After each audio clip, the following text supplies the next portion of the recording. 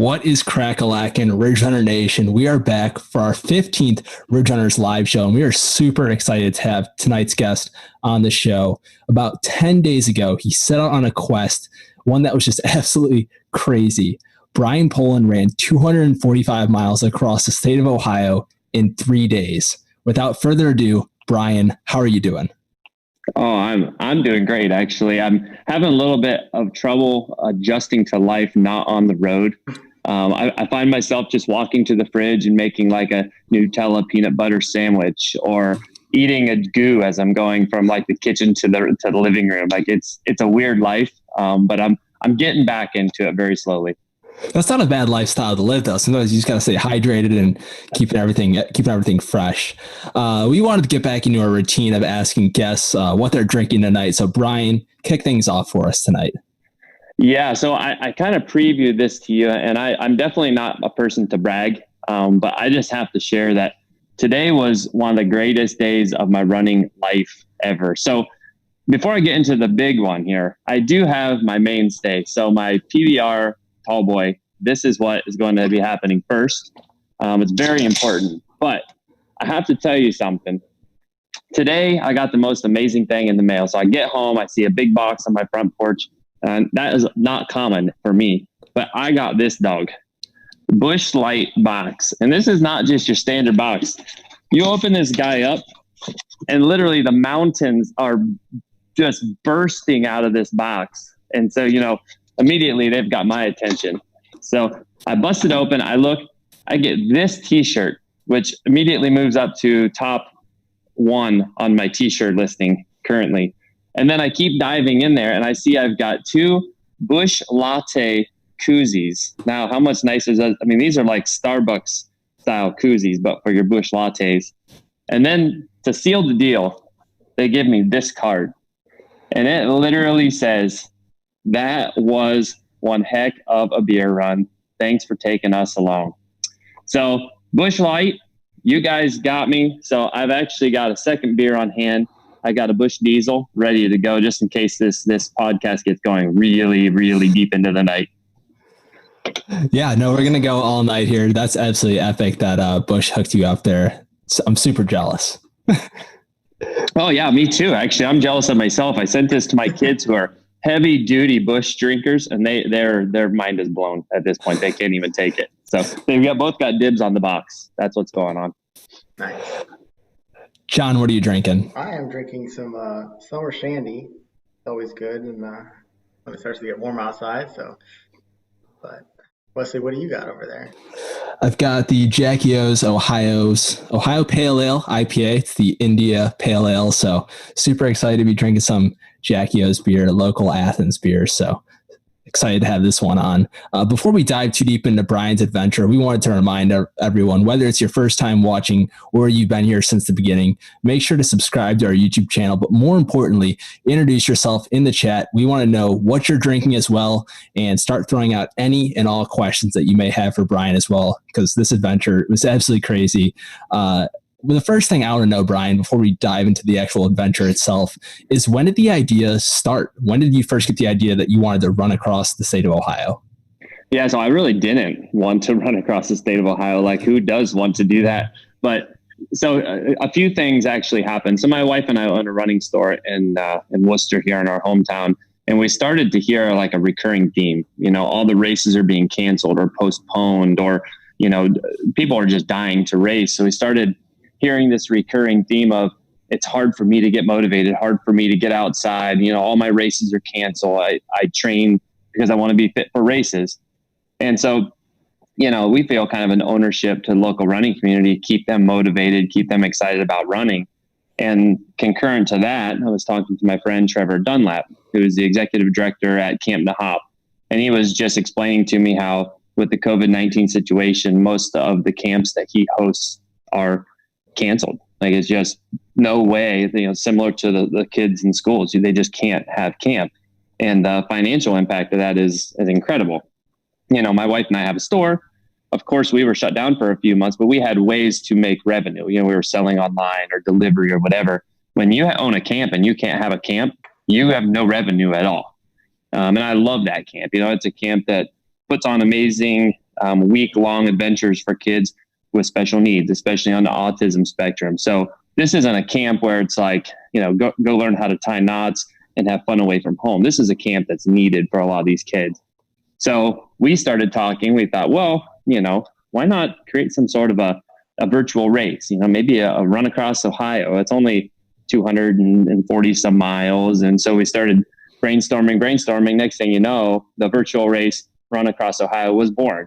And we started talking about, we don't want it to be just some standard virtual race. We want it to be very interactive, very fun, weekly videos where we're going to be showing people what you would see if you were truly running across Ohio on Old Route 30.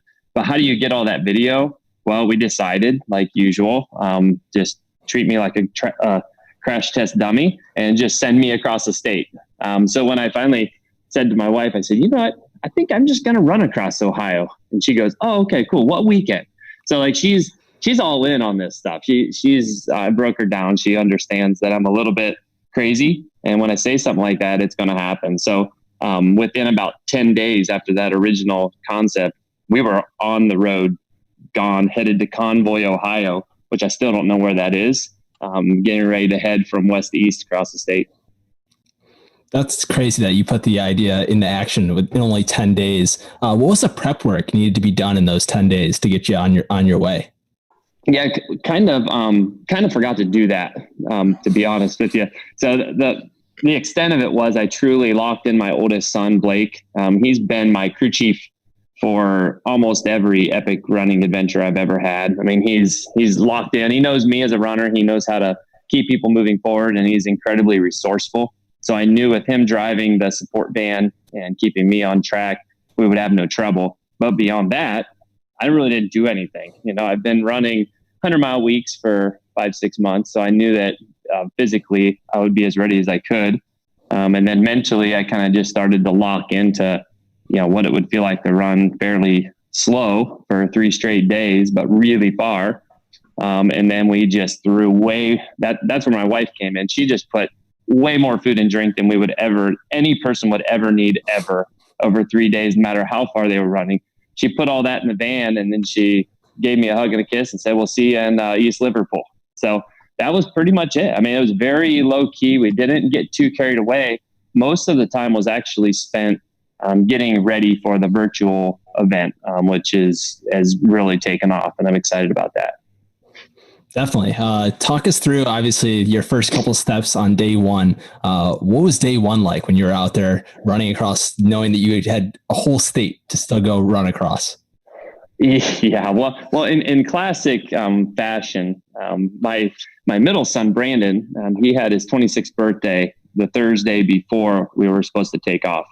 So we had dinner and cake and all kinds of fun stuff here at the house. So we didn't actually get to our starting point till, 11:30 at night.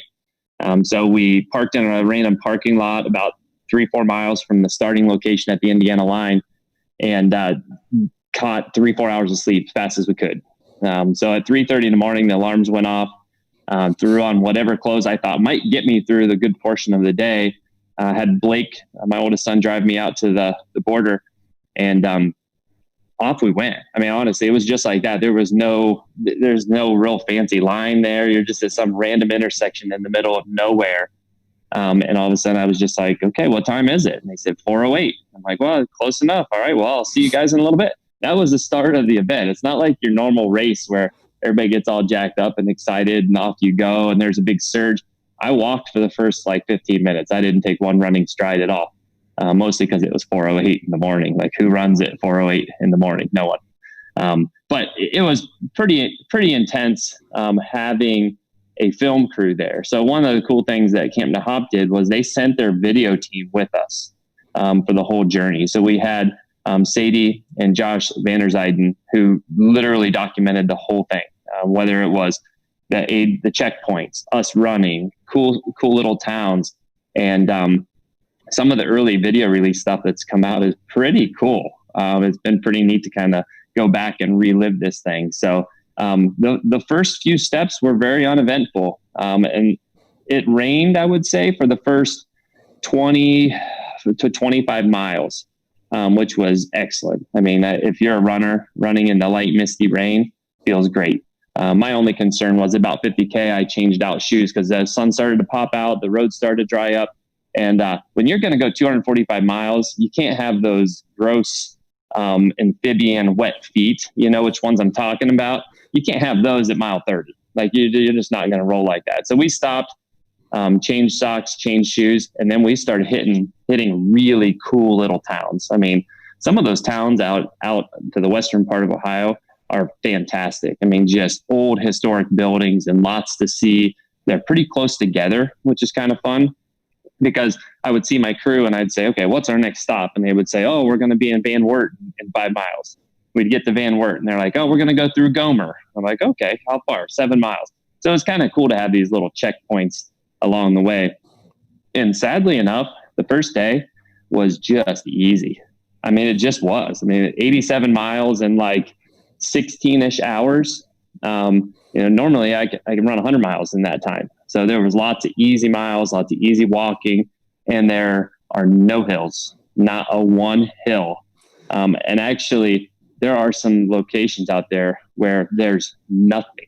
I mean, I ran for 30 miles. I never saw a car, really very few houses, no people, no anything, just me running down the road for 30 miles. It was pretty surreal, to be honest with you.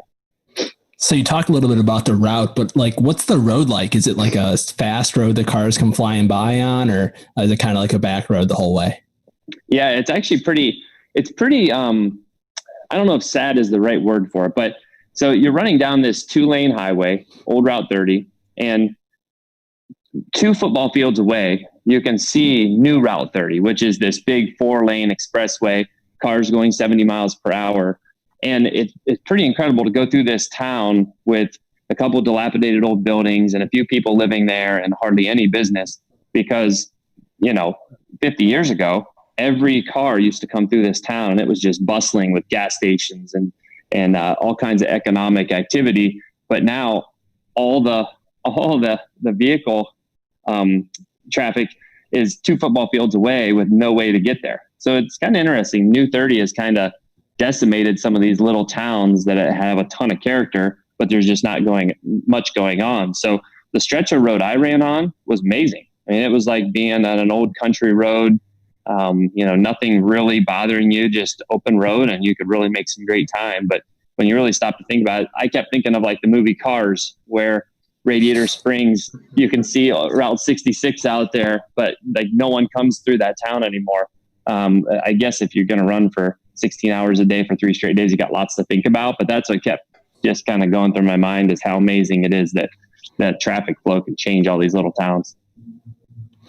Yeah, hopefully we can get more people in Ridge Runner Nation to go out there and run across Ohio to kind of boost the economy of these small towns. I think there's a couple people who would be interested in that after hopefully hearing your story.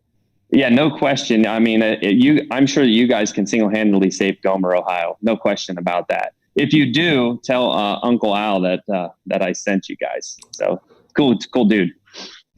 Will do. So obviously day 1 was an absolute breeze. I kind of called you out on the rundown and said that you slacked a little bit on day 2 for only getting 78 miles or whatnot. Yeah. But talk about day 2. What was that like? Yeah. So day 2 wasn't really about me. So day 2 was a very, very important day. Now I will admit I was scared to get out of bed in the morning. So we got into Upper Sandusky a little bit later than we wanted. Nothing just kind of happened that way. I had a couple Zoom interviews late at night whenever I got stopped, and I ate some pizza, which, funny story, I'm sitting here eating this pizza after night 1, like just mowing through piece after piece. And I'm like, gosh, what is this? Thinking it was some like really craft pizza place in Upper Sandusky. And one of my crew members was like, yeah, it's Domino's, man. It's Domino's. So you just get hungry after a long day. But I wake up in the morning and I'm thinking, I've never really done long back to back like this. I mean, I've run, a 30 miler and a 30 miler, or I've done some long back to backs, but never like almost 90 miles and then get up in the morning and try to knock that out again. So I'm thinking, I also have these nightmares of running 100-milers and waking up the next day and can barely move. Like your feet hurt and your body hurts. You just can't get moving at all. So my alarm goes off at 4:30. Our goal was to get on the road at 5. And I kind of spin around and I step out of the van. We slept in the back of the van. We didn't get any hotels, nothing. We were dirt bagging this thing as much as you can. But I step out of the van and like my toes are working and my ankles seem to be moving a little bit. My knees are hinging in all the right spots. And my hips, I'm like, what is going on here? Like, I feel great. So I hurried up through all my clothes and I started out the same way on day 2 that I did on day 1. I started out with walking. I walked for about 15 minutes. And then next thing you know, I just take off and I'm running and I'm running well. I'm running 8:30 pace for the next 3-4 hours. And then the fun really got started. As we got closer and closer to Worcester, we went through a little town called Crestline, and I picked up a friend there. He's a friend of the Ridge Runners. His name's Thad, and he just jumped in and started running with me and took me through town. And then I got into downtown, and I had my little brother, JP, was there, and he was planning on running like 6 or 7 miles with me and then get picked up and take off. So we're moving along, through Crestline. We lose Thad. Next thing you know, I pick up my little brother, JP, and we're cruising along. And as we get closer to like Ontario, random people from the Worcester running community are just showing up along the side of the road with signs like, you're halfway there. Just having these little parties just in the middle of nowhere. And then I got into downtown Ontario, approaching Mansfield, and I actually scooped up Trevor Dunlap, who's the executive director, the guy we're raising all this money for. And he ran with me for the next 10 miles. And we got into downtown Mansfield, and more people were pouring out to say hi. And when we got on the other side of Mansfield, we had lost quite a bit of time, because every time I'd see somebody, I'd want to stop, chit chat with them, catch up with them, thank them for coming out to the middle of nowhere to see a guy running across the state, those types of things. But when I got to the other side of Mansfield, I picked up longtime friend of mine, Mike Gabalski. And Mike he works on our timing team. He's a good friend of the Worcester running community.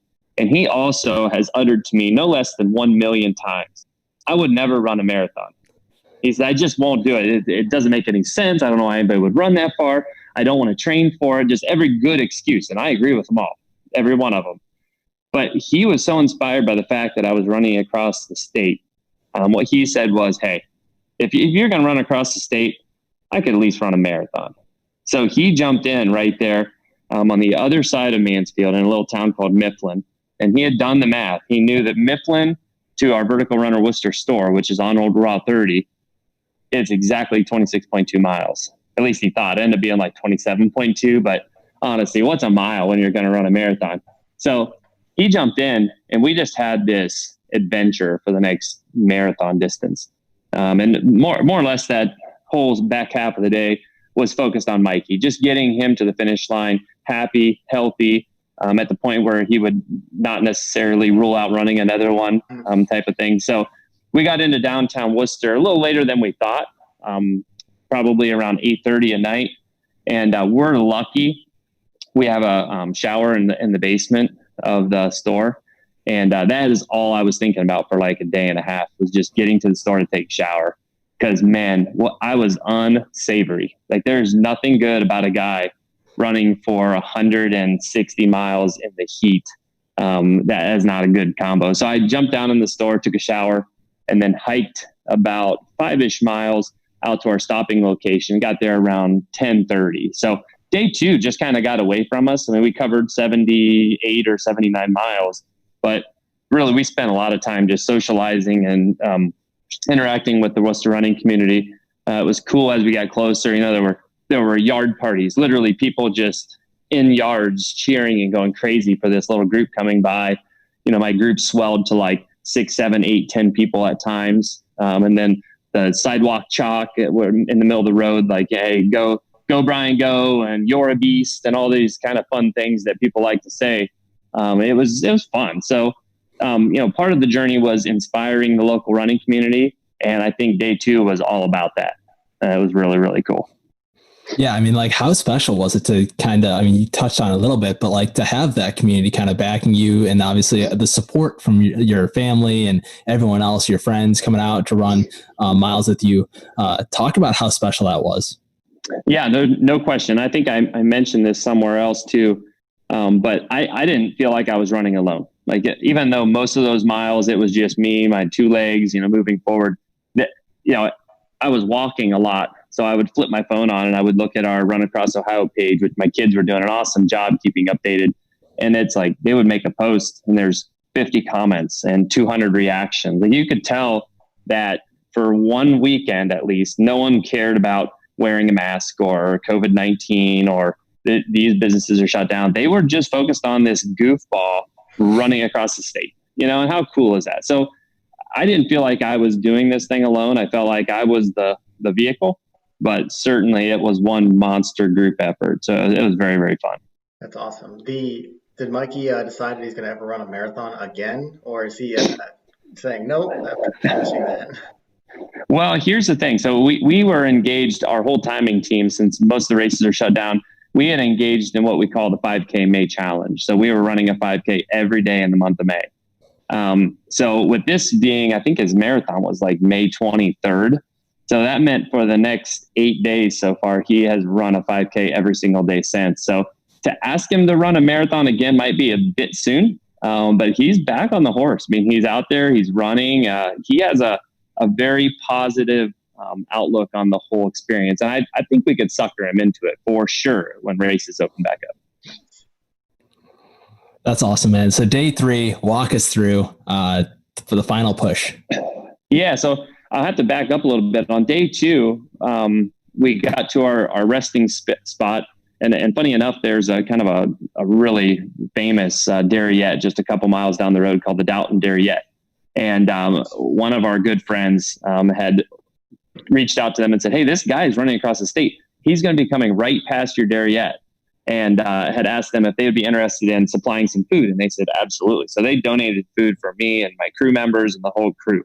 I got there and I'm like, you gotta be kidding. Where did this foot-long coney dog come from? And they're like, Dalton Derriette. Like, what else could you possibly want after 160 miles of running? So we sit down, a bunch of people are there, and then all of a sudden everyone leaves. They're like, okay, this guy needs to sleep. So I grab my crew, Blake, our lead video guy, Josh, my son, Bo, and I say, hey guys, here's the reality.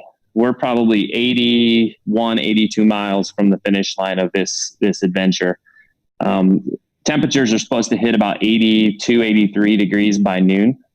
And it just zaps you. I mean, there's no shade on Route 30. It's a desert, basically. There's nothing out there, just you, road, and sun. And I said, here's the story. I said, plan A is aggressive and it's a little crazy, but I say we get up and we get on the road at 6 a.m. and we run really hard for 6 straight hours. Hard. Try and put down, 6+ miles per hour and just really get moving forward.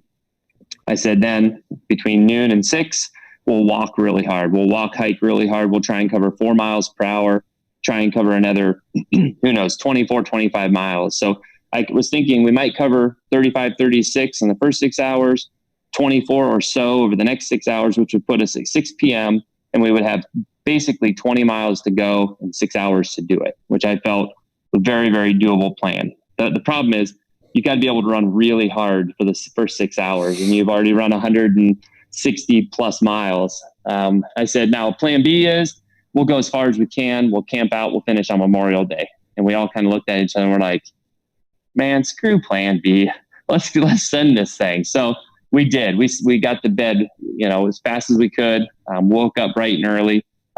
I did a little body check and everything felt really, really good. Probably that coney dog is my guess. But all of a sudden I just take off running and I am running hard. I mean, I'm running probably 8:30 pace on average and just kind of cruising through these little towns. You come through Dalton, you go through Massillon, you go through Canton. And by the time we got into that 6 hour, some hills had started to present themselves, which is always interesting that late into a run. But we were still keeping pretty good pace. So I think we ended up getting to about 34.5 miles through those first 6 hours. So in our book, that was a win. We had gotten to where we needed to be. So then we got into the hiking portion. So it's a lot of just power hiking. So I would just walk, usually walk about 50 minutes straight and then run about 10 minutes just to kind of keep the legs moving. That way, when I need to run later, I can. And that worked out just incredibly well. I mean, we covered so much ground. And when we got to 6 p.m., we were right around that 57, 58 mile range and pretty much right on pace. And then I don't know really what happened, but I was going through these little weird towns and it started to get hilly. I mean, monster climb after monster climb after monster climb. And the road berm had completely disappeared. So there's no berm at all.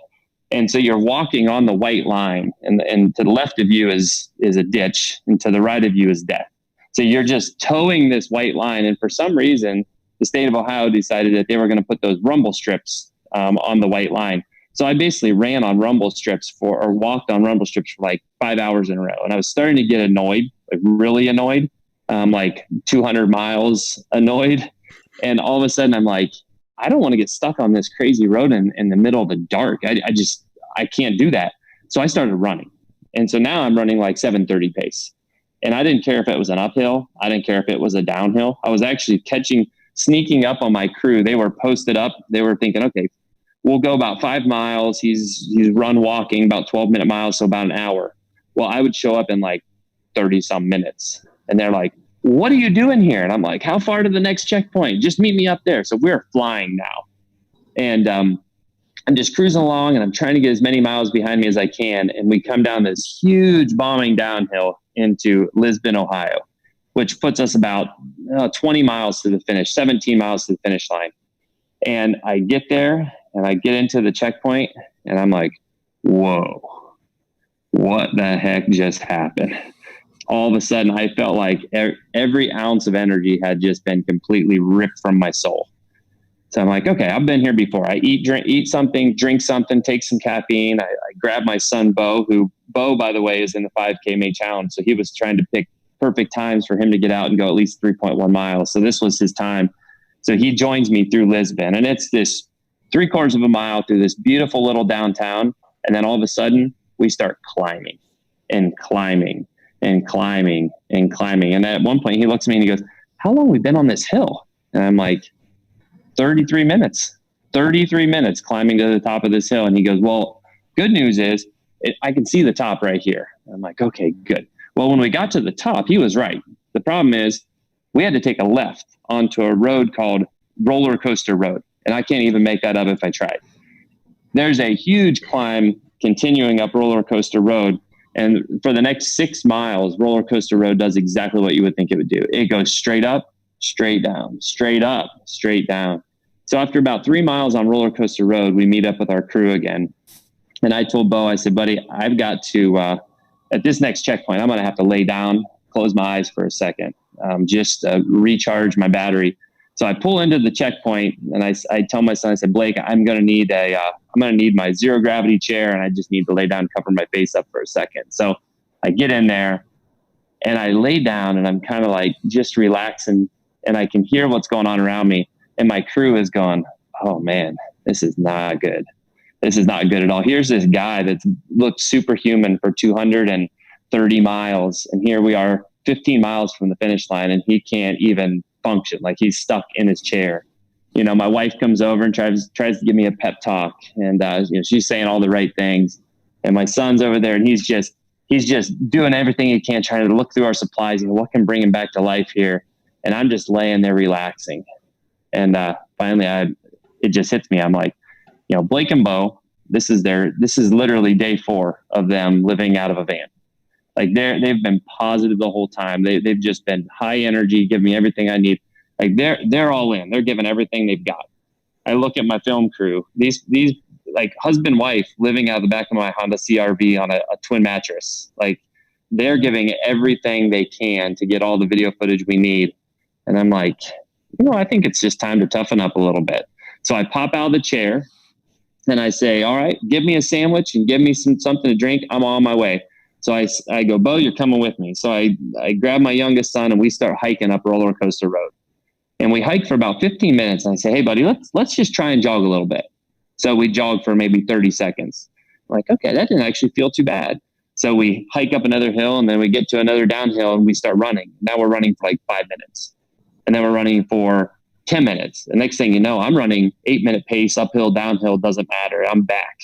It was unbelievable. Because if you had asked me, half hour before that, do you even think you can finish? I would have said, there's no way I can't go one more step. But just by keeping going and keeping moving and waiting for it to come back around, that was a huge takeaway for me. I know I'm going to hit that point in a race sometime soon, and I'm just going to plow through it because I know it comes back. You just got to keep going. It eventually comes back. But from there to the finish, it was pretty comical because, to be honest, there's nothing but hills. Like every time my crew would even go out in front of me, and I would come into checkpoint. I'm like, hey, how's it look out up there? And they're like, I'm like, never mind. It's all good. But the one thing I did notice is it got dark and my brain just started to go cuckoo. Like I think I had 4 hours of sleep on Thursday, 4 hours of sleep Friday, 3 hours of sleep on Saturday. And so my brain just started to go crazy. So at one point, actually, I'm at an intersection, and my oldest son gave me the scouting report. He's like, all right, you got 2 miles up here. You're going to turn right on 227, go 2.2 miles, turn left on 513. And I was like, what are you trying to tell me right now? I can't comprehend any of this. So at one point it's pitch dark and I'm out there and there's an intersection and the road I'm on goes straight. And I remember them saying something about go right. And I look to my right and I see a sign that says Old Lincoln Highway with the logo that I've been following for literally 240 miles. And I'm staring at these two roads and I'm like, do I stay straight or do I go on the Old Lincoln Highway? And I could not make that decision. I couldn't make it at all. I stood there for like 5 minutes. I finally called my son, Bo, and I'm like, hey, buddy, I'm at this intersection. I can't figure out which way to go. And he had me on the tracker, some sort of space age technology, like find my iPhone. And he goes, hey, Dad, turn right on the Old Lincoln Highway. I'm like, all right, I'll see you in a second. But I mean, it was amazing how your brain just like body is working, but brain is just goofy. I mean, my thought was all the reason in the world to have a pacer, on these late miles just to keep you safe. But anyhow, we make our way into downtown East Liverpool, and I've never been there before. I really don't know much about East Liverpool except at 11:30 on a Sunday night, there's not a lot going on down there. So it was just us. It was me, my crew, and one tired dude. So I was really, really exhausted, but elated to be there. When we put this plan together of cover the whole state in 3 days, I'm like, 80 miles a day, 80 some miles a day doesn't seem too bad. It's pretty hard. Like it's pretty far. And for it to all come together was not just me, believe me, as my crew working together and all the support from back home and just a little bit of craziness. It all came together for what I would say is an epic adventure, one I won't forget anytime soon. Definitely an epic adventure. The Busch Light even proved it. I mean, they sent you a card. Exactly right. And you can't get more epic than that. They know mountains too, right? Just like sent in a box.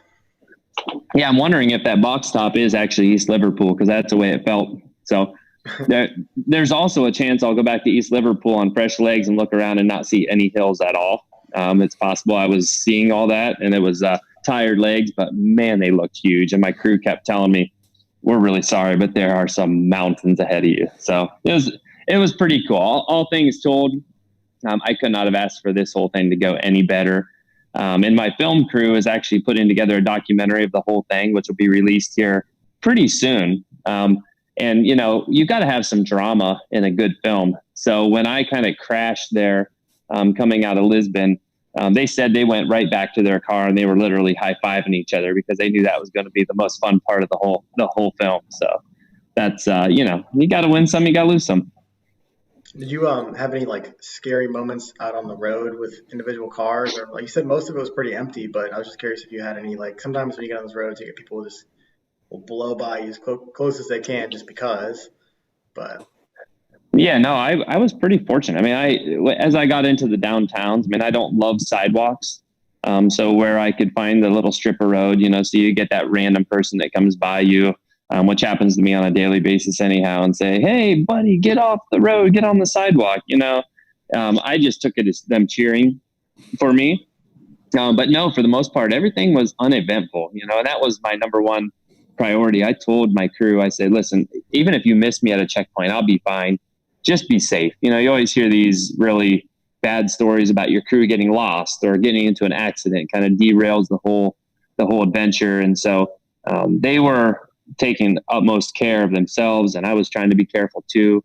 I was ready to bail at any moment. So every car that came by me, I was ready to bail if I needed to, but I really didn't have any issues. It was, like I said, it was a lucky 3 days, and it was a heck of a lot of fun. Not something I plan on doing anytime soon again, but it was awesome to do. We've got a couple of questions here in the chat. Owen Holt Frank asked, "What is your favorite town to run through?" Oh, I know Owen, and he's teeing me up here. So, by far the best town is Worcester. I mean, it's cool. There's just a lot to see. I mean, it's a historic downtown. It also means a lot to me. It's where I'm from. I would say a close second was Van Wert, even though it was really, really early in my journey. Van Wert is awesome. I mean, if you get a chance to go hang out in downtown Van Wert, I would tell you go do it. I don't know what you would do there, but amazing downtowns, just these beautiful old buildings that you can tell were probably bustling back in the day. But East Liverpool, I don't need to go there ever again. Like I don't even know what's there, but it looked a little scary. And I was primed to get in my car and get the heck out of there for the most part. Cam Wrench wants to know, how did you decide on Route 30 as your route to run across Ohio? Why not go south to north, or maybe consider doing like the Buckeye Trail or something like that? Yeah, well, the Buckeye Trail is like 2,000 miles long, so I didn't really have that kind of time on my hands. Maybe the Ohio part. Yeah, well, so it's really interesting, Old Route 30. So when I was just got out of college, I had customers in Fort Wayne, Indiana, and the way that I would get there was always Old Route 30, and this was 20 years ago. And so I would always visualize what it would be like to kind of run through all these cool old towns. Well, as I got older, they started opening up New 30, and you didn't go through these old towns anymore. Now it was 4-lane highway all the way out there. Now on the plus side, it cut my drive time from like 4.5 hours to 2 hours. But the downside was I never really got to see kind of these little cool towns anymore. So I had always had that kind of on my radar. And then the fact that it goes through Worcester, and there's just a lot of cool history along the old Lincoln Way. It's a pretty straight shot too. It just made a lot of sense, especially since this whole thing is geared toward this virtual event that we're hosting. I think it made sense to go somewhere where there's a ton of history and a lot of cool old towns. And as far as going south to north, well, you'll just have to wait for next year. We've already got something planned there. So Nice. Awesome. What tips did you give to someone who maybe wants to go out there and do this crazy adventure? Yeah. So if you want to go end to end, the most important thing is, I mean, obviously you're going to want to be pretty fit. The thing you don't have to do is you don't have to do it in 3 days. I mean, I did it because our store just opened up, and I really can't be away from home very long. I mean, my wife and I are almost working every shift at the store currently. So she was like, yeah, you can definitely do this. You just can't be lollygagging around. Like, you need to get moving across the state. So the most important thing is your crew. Like, you have got to have a game plan together for crew. So I'm pretty blessed to have Blake, where I don't have to make a plan. Like, he just wings it on the fly. He knows what I like to eat.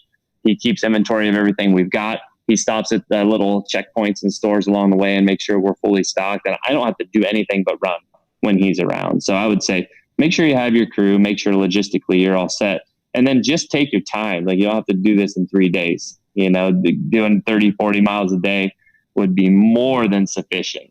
But it was definitely a very meaningful experience for me as well. You've kind of touched on a few names on your crew, but who could you have not done this adventure without? Well, I couldn't have done this without my wife, Tammy, because she basically held the fort down completely at home. So without her, I'd be in big trouble. But my crew was top notch. Blake and Bo, my kids, and certainly Josh and Sadie Vanderzijde and our film crew. They turned into way more than a film team. They did a really good job, but also just all the support from back home. If I ever let my brain get to a point where I was just out there running around all by myself, I'm not sure I would have wanted to keep going. But there are just so many people texting me and calling me and Facebook messages and just supporting from afar. It was fun.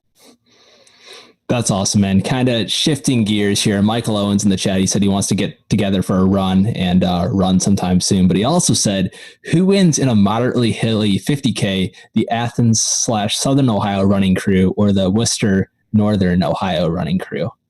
Boy, that's a good question. And honestly, you know, I love Michael, and we've kind of gone back and forth about this debate. And I don't think that, like, I mean, there's not enough PBRs around for us to debate this over chat or, you know, bar talk.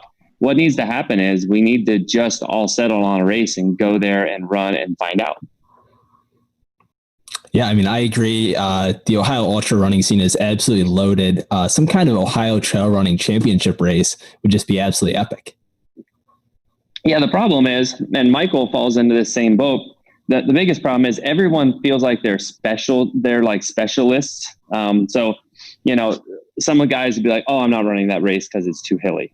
And then you got some guys who are like, oh, I'm not running that race because it's too flat and too fast. It's like, come on, guys. So I'm not sure what we do if everyone goes to a neutral location, like say JFK, where you get some of the hills, but you also get the flat. And then those folks that run well in the hills can do well in the hills. And those people that specialize in the flat can catch up on the flats. I don't know. But it is interesting with Michael. He always says that he can't run that because it's too fast, but he's fast. Like I watch him run at JFK. He hits the towpath and he's flying, or he runs Columbus Marathon and he's flying. So we're kind of on to him up here up north. We know he's a bit of a sandbagger. So we'll have our eye out for him whenever we run into him at a race for sure. Yeah, no, that's a great way to describe Michael. He says that Thunder Bunny, Super Bowl, and Shawnee is the 3-race series that it should be for. I like that. I definitely love the Thunder Bunny idea. I think it's fast too. Super Bowl actually would probably fall into the hilly category. It really is hilly and pretty rough. And the competition is already stacked. But squaring that up at Shawnee would be interesting. The distance, the 50 miles, and that elevation, that's no joke. But I think that if the Southern boys got really serious, the Northerners would come race too, and I think it would be a heck of a lot of fun. We're lucky, I mean, honestly, in Ohio to have so many unbelievable ultra runners. I mean, at every distance. I mean, it's a couple of years ago, it was fun. You open up the best times of the year, and you're like, 15 of the top 50 100-mile times were Ohio people. Fast, long, it doesn't really matter. We've got some amazing runners right here in this area, and it makes it hard for some of us going to a race. You show up and you're like, oh my gosh, I may not even place in the top 10. I'm a pretty decent runner. So it's fun to be from Ohio. Yeah, no, it's a pretty epic ultra running scene. I think I remember you saying in one of your races, just to stop Travis Zitful. Oh my God. In your running title for the race. You should have seen him. So that was the Regal Beagle. And, I think I got him a little wound up because the first year he shows up there and he just obliterates the field, like just dominates everybody. So the next year we're timing the event, and I really don't need to be sitting in the timing van. So I jump in and run, and I break his course record by like 2 minutes. Like, I don't even know. I was just having a fun day. And so I break his record. So of course he shows up in year 3, and it wasn't an accident. He didn't just happen to be traveling through Bath, Ohio. He came up there to get his record back. And I'm not kidding. Like, this is an ultra. We show up, they say go, and Travis takes off at like 5 flat pace. I don't even know what he's doing. But the problem is he kept doing that for like the next 15 miles. It was unbelievable. It was a 5-mile loops, and he almost lapped me.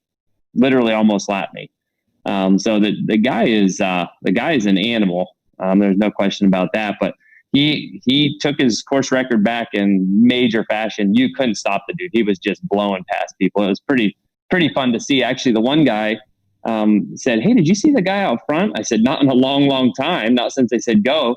And they said, "Yeah, he's running like, I wonder if he knows this is a 50K. I was like, I bet he does. That's Travis. He knows what he's doing. So awesome runner. It's fun to have him around too. Yeah, so many great Ohio ultra runners. But let's dive into your background as a runner. For those of you that don't know, you got into the game late. You kind of describe yourself as a part-time cross-country runner. Talk about that and your experience with kind of getting into the ultra scene. Yeah, so as far as running goes, I'm definitely a hacker. I mean, I don't have this checkered history of, going to state and cross country in high school or running in college. I mean, I think I did a few beer runs in college is about all I did. But for me, in high school, I played football, and then I joined the cross country team part-time out of pressure, because we just didn't have enough kids for the team. My best friend was the top runner on the cross country team. They had 4 kids and they needed another one to make a full squad. So he's like, "Hey, will you run for us?" I was like, "What do I got to do?" And he said, "Oh, nothing. We'll pick you up and we'll take you to the meet. Put on your shoes and run as fast as you can. We'll tell you when to stop." That's basically all I knew about cross country. So I'd play offense, defense on Friday nights for the football team, go home, fall asleep. The next morning, the bus would pull up to my house. They would honk the horn till I came out. I'd get on the bus and I'd go run cross country. That was my experience. So fast forward, I was 28 years old and I was like 215 pounds and I just was terribly out of shape. I got this little 2-year-old kid at home. And I'm like, this isn't going to work. Like if I don't start taking care of myself now, this kid's going to be a teenager running circles around me. I'm going to be a old guy with a dad bod, and have no energy to hang out with this guy. So I truly walked into my computer room and signed up for a marathon. I hadn't run 1 mile. I just was like, it's time for a life-changing experience. So that's what I did. And I spent the next 6 months figuring out how to run. What is running? What do you do? And I messed everything up. But I was able to complete my first marathon. When I say I messed everything up, like I would just go run 20 miles with no food, no drink, no nothing, and then be miserable the rest of the day. And I was like, man, this distance running is ridiculous. It's horrible. Why didn't I have any running friends that tell me, oh, drink something or take a gel or do something? It's kind of fun. But at any rate, I ran my first marathon. I got my butt kicked. I mean, literally, I was doing the late race shuffle that everybody gets into in their first marathon. But I got across the line and I was like, man, this is so hard. It's got to be worth doing. So I just really dove all into it. And honestly, I just started accidentally getting into ultra. Like, for example, one year after a couple of marathons, one year I was at a wedding reception in downtown Cuyahoga Falls. And one of my friends from college was getting married. And I see this commotion going on outside. And I walk out there and I see it's like a finish line of a race. I haven't run a lot of races, but I see it's a finish line of a race. I'm like, what's going on here? And they're like, oh, it's 100-mile national championships, Burning River. I was like, oh, what is this? I said, well, who's winning? And they said, oh man, there was this youngster, tall, skinny guy with long hair. He went out hot. He was whipping everybody, but I don't think he held the lead. Well, it ended up being Michael Owen. But because he was just obliterating the field, then I think people started to catch him towards the end. But I watched these guys come through. I actually watched Michael finish, and they just looked epic to me. Like I had been to a finish line of a marathon, and people come through, and they just look exhausted. These people looked epic. Like they just had a look about them like, yeah, man, I just did something unbelievable. And so from that time on, I wanted to know more about that, ultra running. And it also worked out good because back then, other than Michael, old people were running ultras. So like I was in my early 30s. I could just jump in and I was like the young guy. It felt really great. Well, now guys like you, Wesley, you guys are ruining everything for us. Like you guys just jumping in, you get out of high school and you're like, I'm an ultra runner. You guys are killing us. I'm out there. But it was just kind of a neat vibe. Everybody stuck around after the race and everybody supported each other.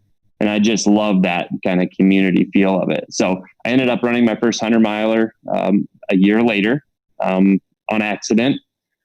Basically, I was helping at a local trail race, volunteering, and the race director of that race happened to be the race director of Burning River. And he's like, oh, man, you really helped me. How could I repay you? I was like, I don't know. He's like, you want to run Burning River? I was like, how far is it? Is that the 100? He goes, yeah. I was like, I'll try it. So I did. I went up and I ran it. Scared to death the whole time because I didn't know what I was doing. And then I think I finished in like 17 and a half hours or something like that and felt great the whole time. probably because I respected it and I went slow when I should have. But then funny enough, I heard about this Western States race that this was a qualifier for. So I put my name in the drawing and got drawn on the first shot. And so in 2013, I went to Western States and ran that race. And, it is what it is. I'll probably never run it again just because of all the chaos surrounding it and the fact that it's hard to get in. But I mean, life-changing experience there. I mean, you go out there and the trails you see as an East Coast runner, and the kind of ultra legends that you run into out there and the vibe of that race. I remember coming into Robinson Flat. It's 31 miles in. It's the first that you can actually see your crew or any crew at all. And there had to have been 2,000 people in a half-mile stretch. Like, it was bonkers. It was like the Indy 500 on a little dirt road in the middle of nowhere. And from that point on, I just been hooked on ultras. I love it. Not that I'm afraid to go run a road marathon and turn the wheels over a little bit, but there's nothing like an amazing ultra in that community. Well, you've got quite the community yourself up in Worcester. Obviously, you're the co-owner of the Vertical Runner store up there. Talk about what it's been like owning a running store during this whole COVID-19 situation and how the community's really kind of come together. Yeah, so it's tough. I mean, there's no question. So Tammy and I, we didn't open Vertical Runner to become financially wealthy or financially independent. Like, if that's your goal, the running industry is not the industry for you. But if you want a very, very rewarding career, there's nothing like it. I walk in that store every day, and the people that come visit me are people that are now best friends that never knew each other before the store was open. Like, you're just impacting people's lives on a daily basis. So when we are forced to close, you miss that part. And we were lucky enough, people were still ordering shoes and gear, and we were doing delivery or, shipping it to them, but we're still missing our customer base and missing that big group run that happens in the store every week. So it has certainly impacted us. And, it was like a party when we opened back up. The restrictions came out and it basically said, you can only have 5 people in the store at a time, and you have to wear a mask, and you have to do all this. We didn't care. Like, we just missed our customers. We missed our running community, and we were willing to do whatever it took just to get those doors back open and get back to somewhat of a normal. So our focus, funny enough, has been on those folks that have been impacted even worse than us, which is what the Run Across Ohio is all about. Helping someone that has it way worse than we do. So we try not to dwell on our downfalls at all, and we just kind of look laterally and figure, hey, how can we help someone else out? Yeah, if it's not already in the YouTube description already, I think I put it down there, but we'll attach the Run Across Ohio virtual run. People can, it's already started today, right? Today's day one. It is. Yeah. Today's day one. We're closing down registration at the end of the week, because that's the first day that you need to get in there and put your miles in there. And, we've got some really fun stuff going on. So we've got a private Facebook page that only the registrants are part of, and it's like blowing up. So you can tell that runners just want to connect with each other.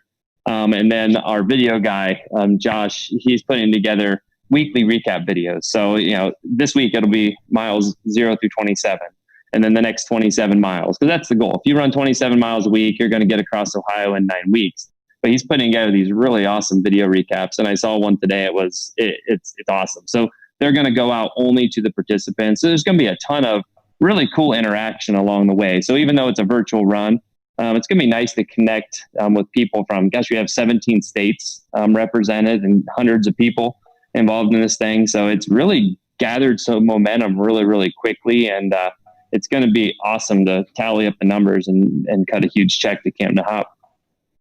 Awesome. Yeah, no, it's going to be awesome. How are you feeling after your adventure? You're going to get some miles in for this virtual run as well? Yeah, so I was in the same boat. I was signed up for 5K May. So I've been running or walking every day since. The other day I went out and did like 4 miles at 6:30 pace just to see if everything was working, and everything seems good. To be honest, I was just exhausted. It took a couple of good hard days of sleep. And actually, when I got home, I had Monday to kind of relax, and then Tuesday my wife's like, "Oh yeah, by the way, you work the store. Like it's, your vacation's over, honey. Like it's time to get back to work." So I've been working pretty hard since, and I've been running every single day. So this week it's looking more like 60 to 70 mile week. And then next week back to 100. I have a race coming up, so I got to get myself ready. Yeah, you do the Canal Corridor 100, I think, is your next big race. I think you're also running the Akron Marathon and Wisconsin's Backyard Ultra there. Talk about those adventures that you got coming up next. Yeah, so Canal Corridor is really interesting. I love that race, and I PR'd there a couple of years ago. It's flat, so it kind of fits my running style. I'm a rhythm guy, so I love to get in a rhythm and just roll. And I've got great memories there too. I ran there a couple of years ago, and a pretty decently known ultra runner from Ohio, Pete Kostelnik. Actually, he just moved into Ohio the week of that race. Randomly shows up with all of his Hoka gear and just battles me almost to the death. I think he ended up with a PR. I ended up with a PR, and we gained a little bit of a friendship there by throwing it down and kind of dueling in the sun. It was hot. It was just an awesome day. So I'm excited to get back out on the towpath. It's an area that I know very well, which always makes it fun. But the interesting thing is the things that they're having to do just to be able to have a race. Things like shipping out packets, and every runner is going to get a mask that they're going to have to wear into the aid station. Hands-free aid stations where you're going to have like a little lunch sack. You pick what you want off the order board, and they give you a little lunch sack to take with you. So it's going to be interesting just to see how this COVID-19 thing has changed the scope of the ultra running world, and when that kind of gets back to normal. So, but I would love to go there and run really, really fast and throw down another good time. Yeah, that's awesome, man. Obviously, I think they were even featured on Trail Running Magazine for like the precautions they were taking for that race. So it's really awesome to see those extra steps being taken in place. And then talk about your adventures later in the year.